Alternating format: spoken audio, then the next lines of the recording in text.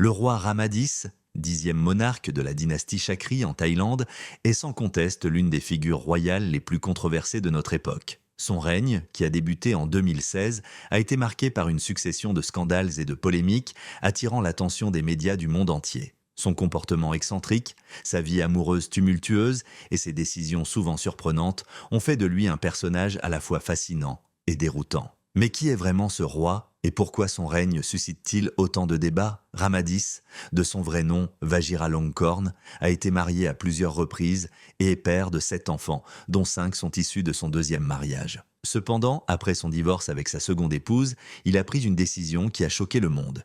Il a exilé 4 de ses fils, leur retirant leurs titres royaux et les condamnant à vivre loin de leur patrie. Cette décision brutale a soulevé de nombreuses questions. Pourquoi a-t-il agi ainsi? Qu'est-il advenu de ces princes exilés et où sont-ils aujourd'hui? Étonnamment, il a choisi de garder sa plus jeune fille à ses côtés, lui offrant une vie de luxe et de privilèges. Cette sélectivité dans le traitement de ses enfants reste un mystère qui intrigue les observateurs. Regardez la vidéo complète pour en apprendre davantage sur ce personnage fascinant et controversé. N'oubliez pas d'aimer la vidéo, de vous abonner à la chaîne et d'activer la cloche pour être informé des prochaines publications. La Thaïlande est l'une des rares monarchies absolues encore existantes où le roi détient un pouvoir considérable. Ramadis a succédé à son père, le roi Bhumibol Adulyadej, qui avait régné pendant plus de 70 ans et était vénéré comme un symbole de stabilité et de sagesse. En revanche, le règne de Ramadis a été marqué par des tensions et des controverses. Sa fortune personnelle, estimée entre 30 et 45 milliards de dollars,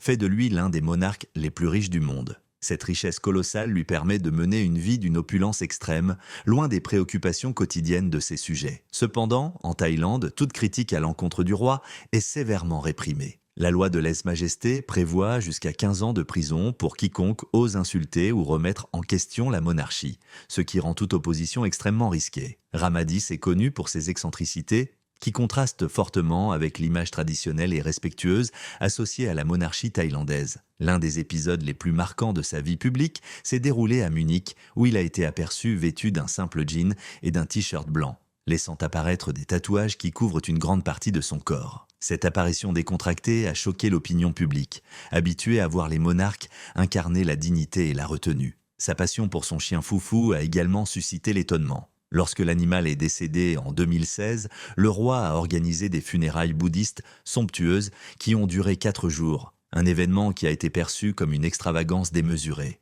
Ramadis est souvent surnommé le roi playboy en raison de ses nombreuses relations amoureuses. Sa vie sentimentale a été marquée par plusieurs mariages et de multiples maîtresses. En 2020, en pleine pandémie de Covid-19, il aurait séjourné dans un hôtel 4 étoiles en Bavière, accompagné d'un harem de 20 femmes. Beaucoup de ces femmes espéraient accéder à la richesse et aux privilèges en se rapprochant du roi, mais certaines ont vu leur vie prendre une tournure tragique. Ces épisodes ont renforcé l'image d'un monarque plus préoccupé par ses plaisirs personnels que par les affaires de l'État. Le premier mariage de Ramadis, en 1977, avec sa cousine Sohamsawali Kitiakara, a été largement perçu comme une union arrangée par la famille royale. Un an plus tard, leur fille, la princesse Bajrakitiaba, est née. Cependant, le mariage a rapidement sombré dans l'indifférence. Il semblerait que Rama X n'ait jamais éprouvé de véritable amour pour son épouse, qu'il trouvait peu attrayante. Il s'est rapidement détourné d'elle pour tomber sous le charme d'une jeune actrice thaïlandaise, Yuvadida Polprasert, alors âgée de seulement 16 ans. Fasciné par sa beauté, il en est tombé amoureux dès leur première rencontre, et elle est devenue sa maîtresse alors que son premier mariage était encore en cours. Cette relation a duré plusieurs années, malgré les refus répétés de son épouse de lui accorder le divorce.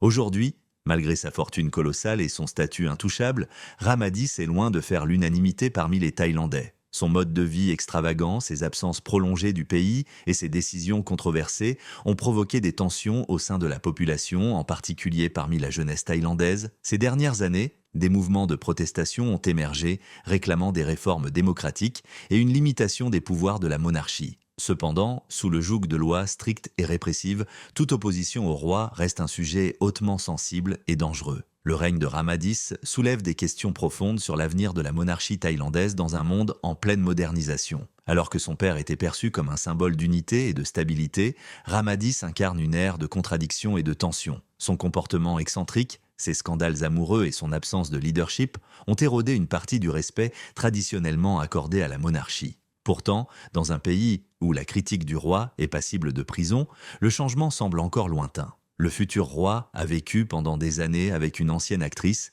qui était sa maîtresse. De cette relation sont nés 5 enfants, 4 fils et une fille. Ce n'est qu'en 1993 que le prince héritier a pu officiellement divorcer de sa première épouse. L'année suivante, il épousa enfin la mère de ses enfants. Cependant, cette union ne fut pas bénie par la reine Sirikit, la propre mère du prince. Elle désapprouvait ce mariage car son fils avait abandonné sa première épouse, une proche parente de la famille royale, pour cette nouvelle compagne. Ainsi, une femme de condition modeste devint l'épouse d'un futur roi. Sujarine Vivacharawangse, désormais anoblie, reçut un titre royal et fut nommée major dans l'armée royale thaïlandaise. Elle commença à participer aux cérémonies officielles et, aux yeux du public, formait avec son mari et leurs enfants une famille idéale. Malheureusement, ce bonheur fut de courte durée. À peine 2 ans après leur mariage, en 1996, Sujarine dut fuir en catastrophe vers le Royaume-Uni avec ses enfants. Le prince héritier l'accusa d'adultère avec un homme de 60 ans, un maréchal de l'armée de l'air, ce qui provoqua sa colère extrême. En représailles, il fit placarder d'immenses affiches dans tout le palais royal, contenant des commentaires humiliants et des images déshonorantes de son épouse. Dans une démonstration supplémentaire de son mépris, il conféra même à son chien, Foufou, le titre de maréchal en chef de l'armée de l'air. Le divorce fut prononcé la même année, et les conséquences pour Sujarine et ses enfants furent désastreuses. Tous ses fils furent déchus de leurs titres royaux et exclus de la ligne de succession. Ils furent forcés à l'exil et bannis de Thaïlande à jamais. Toutefois, le prince héritier prit une décision surprenante. Il choisit de ramener sa fille cadette au palais. Aimait-il cet enfant au point de ne pas pouvoir s'en séparer? Certains avancèrent une autre hypothèse. Ce serait elle-même, alors âgée de 10 ans, qui aurait révélé l'affaire d'adultère. Suite à cela, elle aurait été séparée de sa mère et contrainte de retourner en Thaïlande. La princesse Sirivannavari Nariratana récupéra son titre royal et continua de mener une vie de luxe au palais, alors que sa mère et ses frères, eux, étaient contraints à l'exil. En 1997, Sujarine et ses 4 fils s'installèrent aux États-Unis, où ils obtinrent l'asile politique et plus tard, la citoyenneté américaine. Mais les premières années furent extrêmement difficiles. Sans aucun soutien financier, la famille dut se débrouiller seule. L'un des fils, pour subvenir aux besoins des siens, se retrouva à vendre des hot-dogs lors des courses du Daytona 500. Il fut également rapporté que le prince héritier Vajiralongkorn aurait engagé des détectives privés pour surveiller ses fils exilés. Malgré plusieurs tentatives de réconciliation, ils ne furent de jamais autorisés à entrer en contact avec leur père. Dans une lettre ouverte signée par les 4 frères et publiée dans la presse thaïlandaise, ils déclarèrent « Notre père ne nous a jamais aimés et n'a jamais traité notre mère comme son épouse. Elle vivait comme une esclave et, chaque fois qu'il trouvait une autre femme, nous étions chassés de chez nous. Depuis leur départ, la princesse Sirivannavari Nariratana n'a jamais été autorisée à revoir sa mère ni ses frères. La princesse Sirivannavari Nariratana, fille unique du roi Ramadis de Thaïlande, est bien plus qu'un simple membre de la famille royale. Elle incarne une figure moderne, talentueuse et indépendante, dont le parcours est marqué par une passion profonde pour le sport et la mode. Ces 2 domaines, qui ont jalonné sa vie, semblent avoir été pour elle bien plus que des hobbies. Ils ont été des refuges, des échappatoires pour surmonter les épreuves personnelles, notamment la douleur de la séparation avec sa mère et ses frères, exilés depuis des décennies. À travers le sport et la création, la princesse a trouvé un moyen de s'exprimer, de se dépasser et de briller sur la scène internationale. Dès son plus jeune âge, Sirivannavari a démontré un talent exceptionnel pour le sport. Elle s'est illustrée dans 2 disciplines exigeantes, l'équitation et le badminton. Son engagement et sa détermination l'ont conduite à représenter la Thaïlande aux Jeux d'Asie du Sud-Est, SEA Games, où elle a remporté plusieurs médailles d'or portant haut les couleurs de son pays. Ces victoires ne sont pas seulement le fruit de son talent, mais aussi de son travail acharné et de son amour pour le sport. La famille royale thaïlandaise, toujours attentive à ses réalisations, a exprimé une immense fierté face à ses succès, voyant en elle une ambassadrice digne et inspirante pour la nation. Mais la princesse ne s'est pas arrêtée là. En 2007, elle a fait un pas audacieux dans le monde de la mode en lançant son propre défilé à Paris,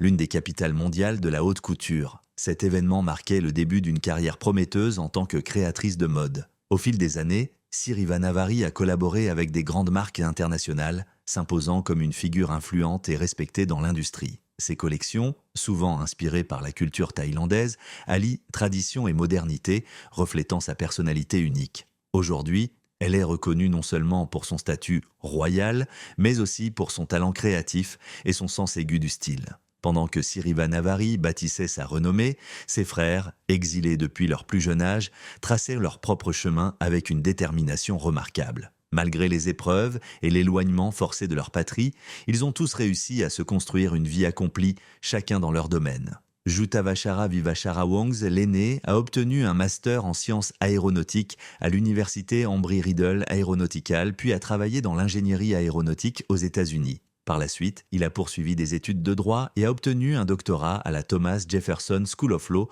en 2010. En 2013, il s'est marié avec une Américaine et a eu un fils, fondant ainsi sa propre famille loin de la Thaïlande. Vacharesorn Vivachara Wongse, le deuxième fils, a décroché un master de la Stetson University College of Law en Floride.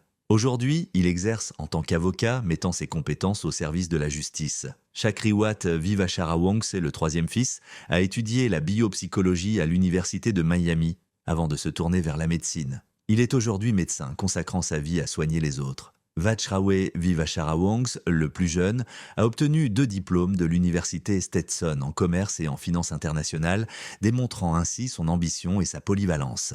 Leur mère, Sujarine, doit être extrêmement fière de ses fils qui ont surmonté les obstacles avec courage et persévérance. Cependant, malgré leur réussite, leur désir de rentrer en Thaïlande ne les a jamais quittés. En août 2023, après 27 longues années d'exil, Vacharesorn a effectué une visite surprise en Thaïlande, suscitant l'émoi et les spéculations. Peu après, son frère Chakriwat l'a rejoint, attirant l'attention du public et des médias. Ces retours ont ravivé les espoirs d'un possible rapprochement avec la famille royale après près de 3 décennies de séparation. Cependant, le palais royal est resté silencieux, ne faisant aucun commentaire officiel sur ces événements. Ces retours ont également relancé les discussions sur une éventuelle intégration des fils exilés dans la succession royale. La situation est d'autant plus complexe que la princesse Bajrakitiaba, l'aînée des enfants du roi, est plongée dans le coma depuis fin 2022 avec peu d'espoir de rétablissement. Par ailleurs, des rumeurs circulent concernant le plus jeune fils du roi, le prince Dipankorn Rasmijoti, âgé de 18 ans, qui rencontrerait des difficultés scolaires